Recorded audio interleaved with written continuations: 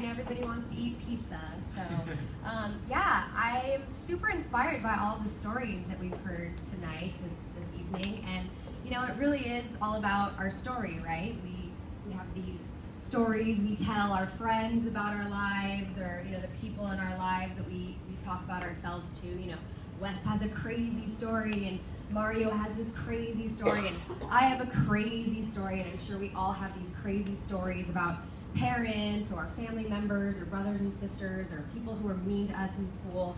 My mom is a meth head. I was bullied in school. I was not popular. I didn't have cool clothes.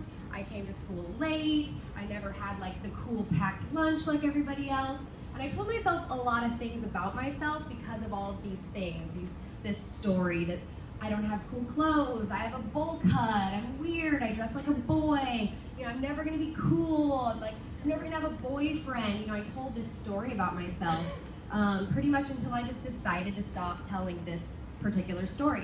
And I changed my story a few times. I was a nightclub promoter in San Francisco and lived this rock star lifestyle, and that was my story for a while. And then, you know, I was like, oh, I'm gonna be an event planner and be fabulous and live this billionaire lifestyle, and that was my story for a while. And then, you know what, I decided that my story was gonna have more meaning, and that one day, if I got the chance to stand up on a stage and tell my story, that it was gonna have something of substance, and that I was gonna be really proud of my story, and it wasn't gonna be this dark, dirty past, or, you know, my mom didn't love me and she loved drugs, and it wasn't gonna be this story about any of that. It was gonna be the story of what I created for my life, and that was a life on fire. It was a career based around helping people, throwing parties for a purpose, fundraising for, you know, kids in third world countries to have scholarships to go to schools. It was about getting people involved in doing things that they are really passionate about and that light them up and make them feel on fire. So for me, now telling you my story is really exciting, and this is my like on fire moment. You know, I've got chills right now being able to stand in front of all of you and say, hey, yeah, we all had crud happen to us in the past. I caught myself there. Right. You know, that's the story that we could tell, or we could say, hey, what is the story that I want to tell about my life? And you're the only one that makes that story about your life.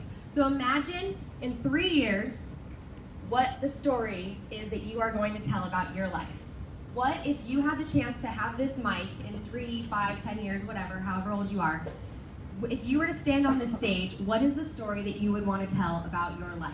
And every morning when you wake up, or every night before you go to bed, instead of telling the stories about what happened, or, oh, what am I going to do tomorrow, I have this test, and blah, blah, blah, think about in 3 years. What is that story going to sound like?